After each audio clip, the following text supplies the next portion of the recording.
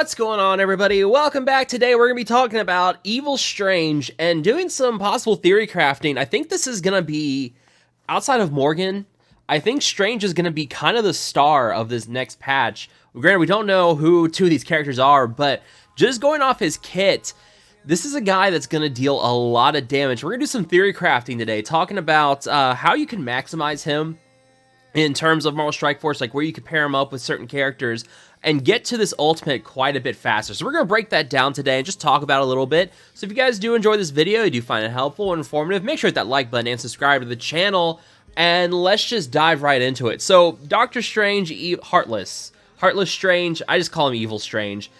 He's got quite a bit of a power to him. His special, it's a turn 1 ability. It copies and clears positive effects from the primary target, applies speed down, and reduces speed bar on the enemy target as well. He gains 500% bonus focus for this, and if he does get charged, he copies and clears all positive effects from the primary target instead of just 2. But he doesn't get charged until, I believe, his ultimate. So he's not going to get that charged on his first turn with the special here. That's not until his ultimate.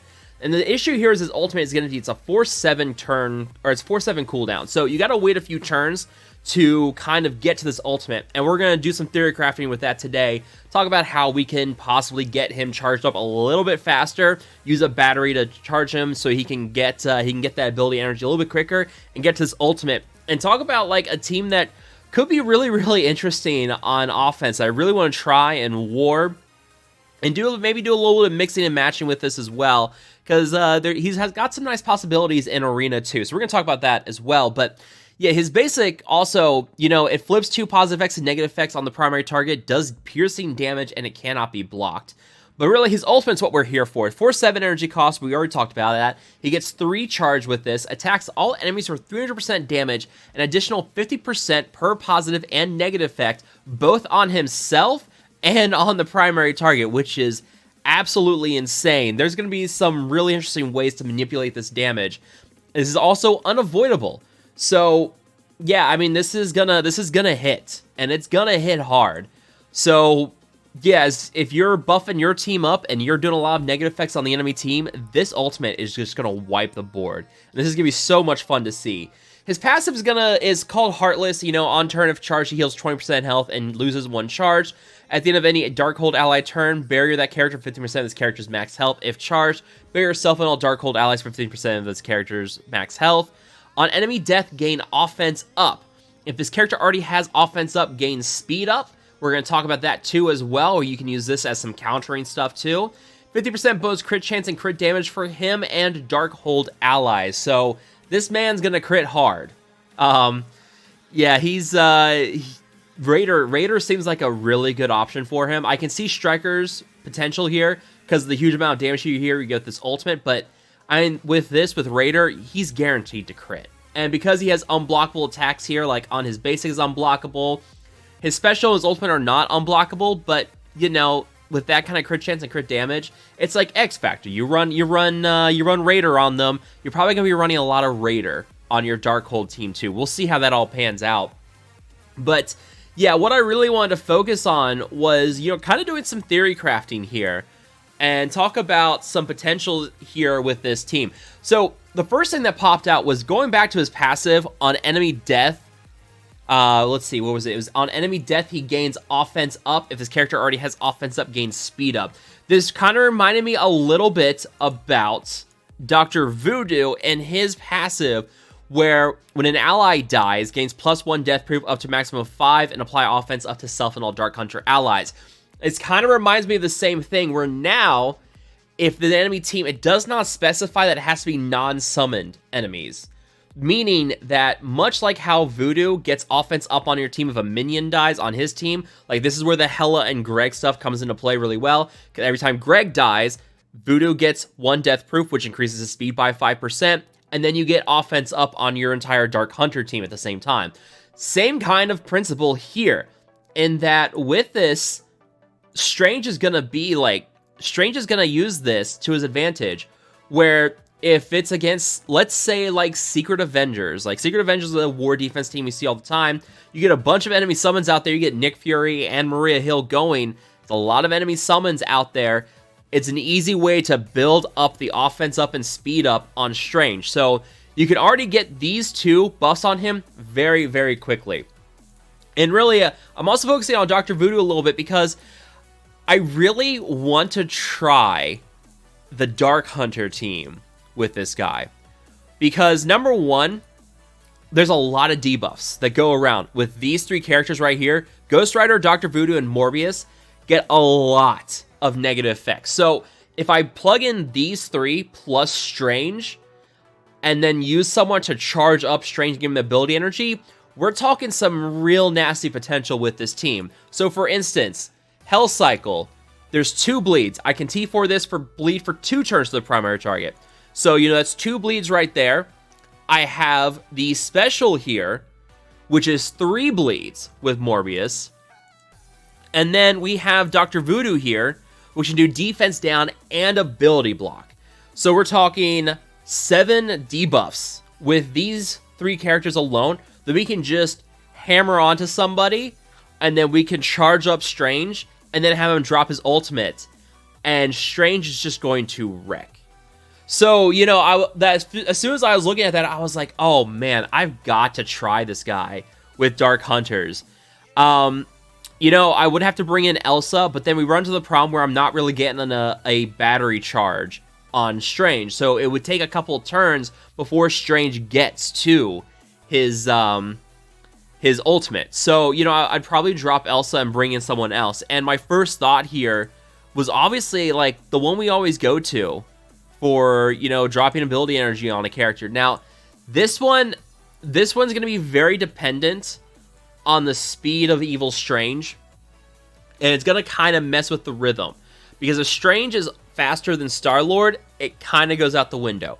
So, well, it doesn't necessarily go out the window, but it makes it a little more complicated to build things up, because now I have to wait, because now I can't quite use all these abilities from Dark Hunters on this first turn. So, it also does have a nice little bit of a benefit here, where now I can also use his ultimate on the second turn for Morbius. And this could be really interesting, because if I'm going to a team that now is getting, like, if they buff themselves up, they start getting deflex and defense up, I can flip those with Morbius here, which is great, because then those will flip into bleeds and defense down. That's more negative effects on the enemy target. If it's against someone, if someone on that enemy team has, actually, no, this won't work, because I won't have Elsa on the team, so I won't worry about the trauma and heal block on this. But, oh god, I still hate that so much with this, that I have to have the full Dark Hunter team to do this, the trauma heal block. There's going to be a video coming this weekend talking with Dorky Dad about the issues with Dark Hunters and how they probably need to get some fixes to them to really reach that potential that they should be at right now. But anyways, I'm getting off track. So Star-Lord, Morbius, Voodoo, and Ghost Rider, plus Strange, that has some real potential there, because even if I don't use the special at first turn, I can at least use the basic here, apply some bleed for 2 turns, and then follow up on that second turn, get those bleeds going, get the ability block and defense down, get the bleeds from Morbius going, and then just have a good time with it and just wipe out somebody with this ultimate on Strange then. Because at that point, Strange is charged up, he's ready to go. We're talking a lot of negative effects on the enemy team. Even if Strange doesn't have offense up, we're hitting a defense down. So I imagine Strange is going to hit quite hard with this. I imagine he's going to have a respectable damage stat. They said he was only going to have high resistance, I believe. So, yeah, I don't figure his damage stat is necessarily going to be anything to write home about. But because he's going to be arena meta, because he's part of this Darkhold team, we should be expecting top 30 stats across the board for all of our Darkhold members. We'll see how it all pans out in the long run.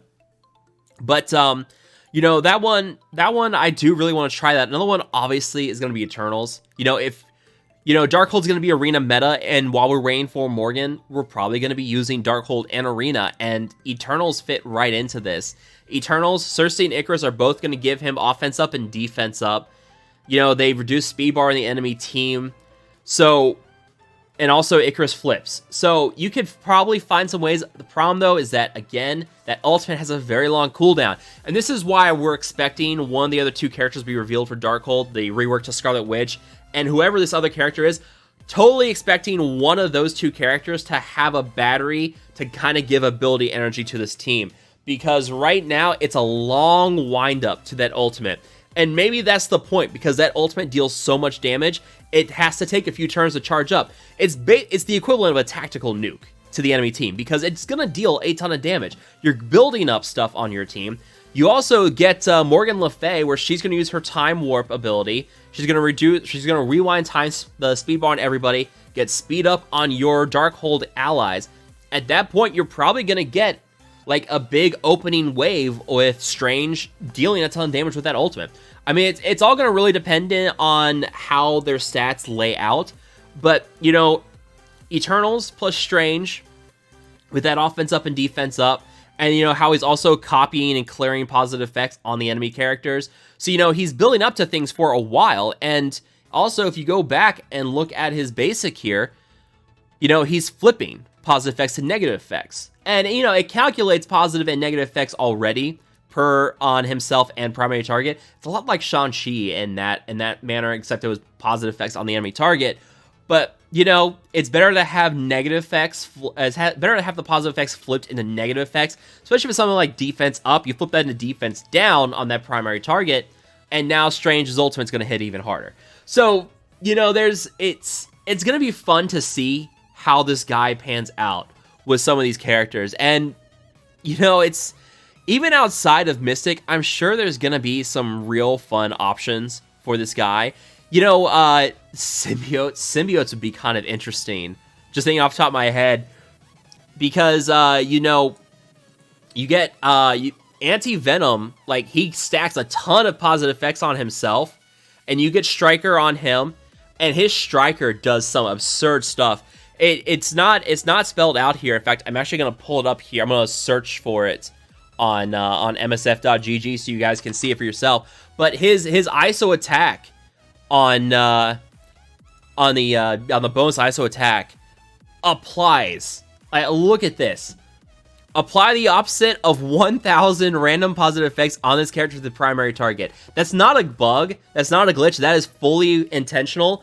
It's absolutely absurd. Like, every positive effect you're going to have on Anti-Venom, he is going to apply to the enemy with the Striker on him. So you set this up, you get like regenerations on him, you get that defense up, all those negative effects that Symbiotes apply, Anti-Venom takes those and puts them onto himself as positive effects and the Symbiotes as well. And then he then does his ISO attack and just applies all of them to the enemy target. So you are stacking a ton of negative effects on somebody. So, like, yeah, I mean, it's kind of redundant on that first turn because he's already copying the opposite of what that target has, but uses on the next turn, and by that point, Strange is ready to go with his ultimate, and it's game over. So there's gonna be some really interesting theory crafting, and I'm gonna be excited to see what people do with Strange when they're not using him on the Darkhold team. I think overall this Darkhold team is gonna be very interesting because they are probably gonna be very powerful together. They're gonna need Morgan Le Fay to be arena meta, much like how, you know, Weapon X needs Omega Red to really get to that next level in war.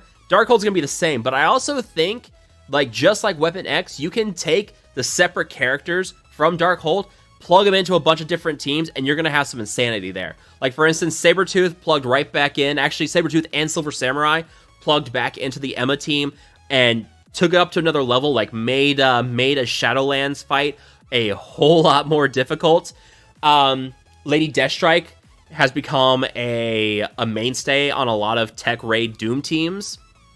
Wolverine, you could plug him back into the Uncanny X-Men team before we got Magic, and Uncanny X-Men with those buffs with Wolverine, his damage got a whole lot better too. So, you know, I'm expecting something similar here. Now, the one tricky I also like Scarlet Witch. I want to see how Supernatural does with Scarlet Witch and her rework. I'm hoping Scarlet Witch like takes that supernatural team up to another level and really makes them good too. Like, if you're not building up Dark Hunters, if you're not really investing in them because we may not need them for Morgan, we don't know yet, you may have Ghost Rider already built up for your supernatural team. So you take Ghost Rider back into your supernatural team, bring in a reworked Scarlet Witch, and yeah, and Sky could potentially be the limit, man. That's the best part about reworks, is that you get two options. You get a new team, but you also get an old team that you can plug them back in and suddenly elevate that team to a whole new level. That's what I love about reworks more than anything. And still to this day, I think Ravagers are going to be my favorite rework, because it's just hilarious watching Ravagers punch, like, hit for like hundreds of thousands of damage in war. It's just so absurd. I love it. But yeah, let me know what you guys think. I'm sure you guys have had theories, like some theory crafting ideas of what to do with Evil Strange, like where to plug him in, what you guys are thinking of. Drop those down below, because I'm sure I'd love to see what you guys are thinking about with these, with him and plugging him into teams as well. Let me know what you guys think. If you guys have questions, comments, concerns, thoughts, ideas, drop them down below in the comments section as well. Again, if you guys have enjoyed this video, you found it helpful or just enjoyed it, make sure that like button, share, and subscribe.